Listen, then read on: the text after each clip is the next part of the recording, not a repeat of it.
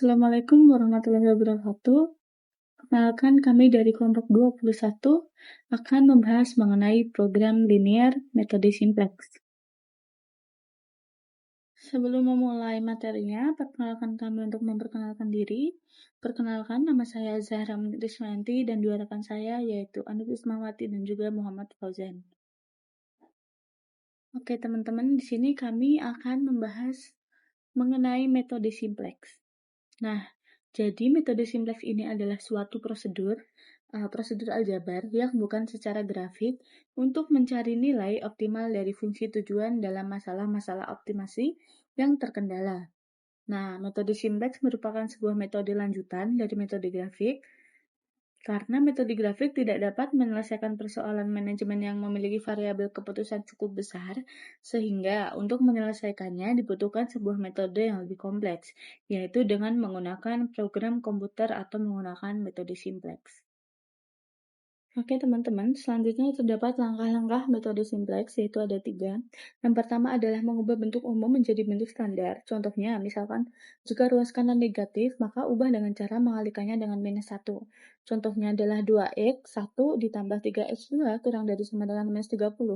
Maka akan kita ubah menjadi minus 2x1 dikurang 3x2 kurang dari sama dengan 30. Kemudian jika kendala berbentuk kurang dari sama dengan, maka diubah menjadi persamaan sama dengan menambahkannya dengan select variabel. Contohnya adalah 2x1 ditambah 3x2 kurang dari sama dengan 60, maka akan menjadi minus 2x1 minus 3x2 plus S1 sama dengan 60. S1 adalah selectnya tadi. Kemudian, jika kendala berbentuk lebih dari sama dengan, maka diubah menjadi persamaan sama dengan juga, dan mengurangkannya dengan surplus variabel. Contohnya adalah 2x1 ditambah 3x2 lebih dari sama dengan 30, maka akan menjadi minus 2x1 minus 3x2 minus surplus 2 sama dengan 30. Kemudian, jika fungsi tujuan berbentuk minimum, maka ubah dengan cara mengalihkannya dengan minus 1. Contohnya, z minus sama dengan 40x1 ditambah 30x2, maka hasilnya akan menjadi minus z max sama dengan 40x1 minus 30x2. Kemudian mengosongkan ruas kanan fungsi tujuan. Jadi contohnya adalah z max sama dengan 40x1 ditambah 30x2 akan menjadi minus z sama dengan 40x1 minus 30x2 sama dengan 0. Kemudian langkah yang kedua adalah membuat tabel simplex. Nah, di sini ada bentuk umum dan juga bentuk standarnya. Maka kita ubah terlebih dahulu dengan aturan-aturan yang ada di langkah pertama tadi.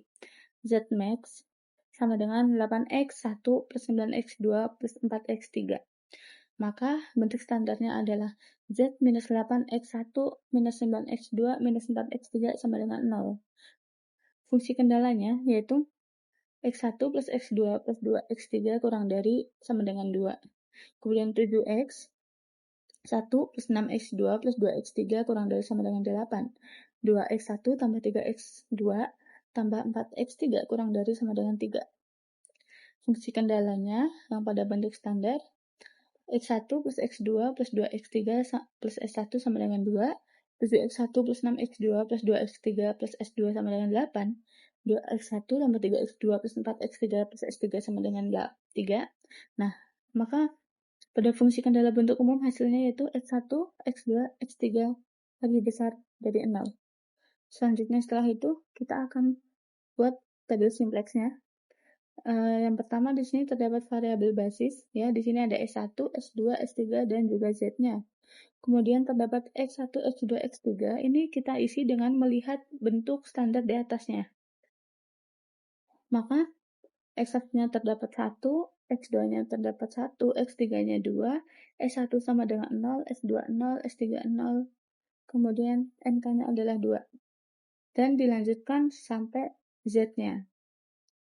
S2 adalah 7, kemudian X2-nya dari S2 adalah 6, X3-nya 2, S1-nya 0, S2-nya 1, S3-nya 0, sehingga NK-nya adalah 8.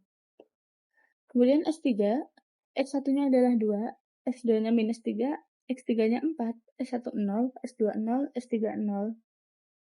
S3-nya 1, maka NK adalah 3. Kemudian Z, itu adalah X1-nya minus 8, X2 minus 9, X3 minus 4, S1-nya 0, S2 0, S3 0, dan angkanya adalah 0. Di sini saya akan menjelaskan cara mencari kolom kunci. Nah, jika Z max-nya, maka kolom kuncinya adalah nilai negatif tertinggi. Sedangkan jika nilai Z min-nya, maka kolom kunci adalah nilai positif tertinggi. Jika terdapat dua nilai tertinggi, maka pilih salah satu. Seperti yang di kolom baris di bawah ini. Jadi Z max tertinggi yaitu min negatif tertingginya itu kan min 9 di baris Z. Jadi kita ambil dari X2-nya ini. Jadi kita ambil dari kolom baris X2. Nah, yang keduanya ini mencari cara mencari barisan kuncinya. Nah, barisan kunci adalah barisan yang memiliki nilai indeks positif terkecil. Nah, gimana sih cara nyari nilai indeks? Nah, di sini tuh NK dibagi kolom kunci. Nah, berarti di nah indeksnya ini kan NK-nya 2. NK-nya 2 seperti contoh di S1 ya. Jadi NK-nya 2, di sini kolom kuncinya yaitu kan 1. Jadi 2 bagi 1 sama dengan 2 seperti itu. Selanjutnya itu jika kolom kunci bernilai 0 atau negatif dapat diabaikan. Dan jika terdapat nilai indeks terkecil yang sama, pilih salah satu. Seperti itu. Jadi yang ketiga ini mencari nilai kunci. Nilai yang terdapat pada persilangan kolom kunci dan baris kunci. Nah, di tengah-tengah antara S3 dengan X2 yaitu 3. Jadi nilai kuncinya yaitu 3. Selanjutnya di sini saya akan menjelaskan mengganti var keluar dengan var masuk. Variabel pada baris kunci diganti dengan variabel pada kolom kunci. Nah, variabel masuknya itu X2, sedangkan variabel keluarnya itu S3, diganti menjadi X2. Selanjutnya itu mencari nilai baru pada baris kunci. Nah, membagi masing-masing nilai baris dengan nilai kunci. Yaitu seperti kolom sebelumnya ya, S3-nya itu 2, 3, 4, 0, 0, 1, 3. Nah, itu tuh dibagi dengan baris kunci. Baris kuncinya itu di mana? Yaitu 3 ya sebelumnya. Jadi 2 bagi 3, 3 bagi 3, 4 bagi 3, dan seterusnya. Dan selanjutnya itu mencari nilai baru pada baris lain. Nah, rumusnya itu yaitu nilai lama dikurang nilai baru baris kunci dikali nilai kolom kunci. Nah, nilai lama untuk S1-nya itu sebelumnya 1, 1, 2, 1, 0, 0, 2. Nilai barunya yaitu ini 2 bagi 3, 1, 4 bagi 3, 0, 0, 1/3, 1. Nah, dikali nilai kolom kunci. Nilai kolom kunci dilihat dari sebelumnya yaitu 1 kan untuk S1-nya. Nah, dibagi. Jadi kayak 1 dibagi 2/3 yaitu 1/3. 1 bagi 1 kan 0. 2 bagi 4/3 yaitu 2/3, seperti itu. Nah, terus di sini nih baris S2 nilai lamanya 7, 6, 2, 0, 1, dan seterusnya.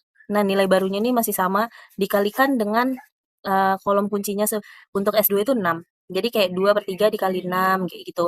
Jadi di sini 7 dibagi 2/3 yaitu 3, 6 bagi 1 0, dan seterusnya.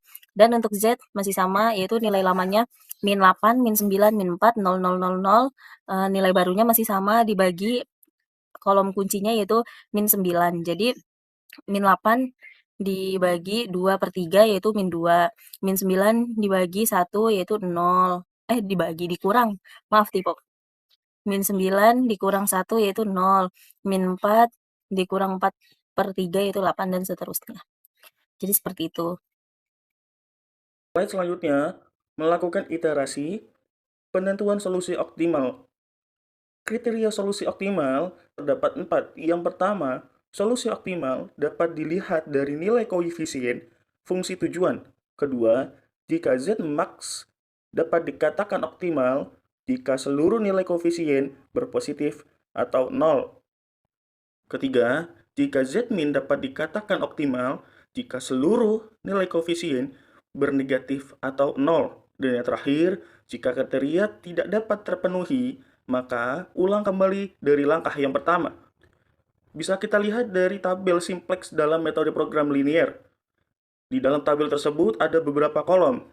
Kolom yang pertama yakni X1 sampai X3 adalah variabel keputusan.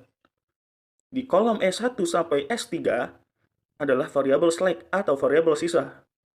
Di kolom NK atau nilai kanan, dan baris Z yaitu berfungsi tujuan, dan yang terakhir di kolom indeks biasanya dipakai untuk menentukan variabel masuk. Di dalam tabel tersebut masih terdapat nilai minus, maka iterasi 1 belum menghasilkan solusi yang optimal.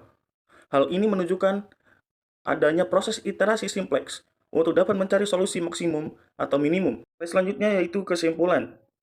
Kesimpulan dari metode simplex adalah algoritma iterasi dalam pemrograman linear yang digunakan untuk dapat menyelesaikan masalah optimasi multisistem dengan banyak variabel keputusan yang tidak bisa diselesaikan oleh metode grafik.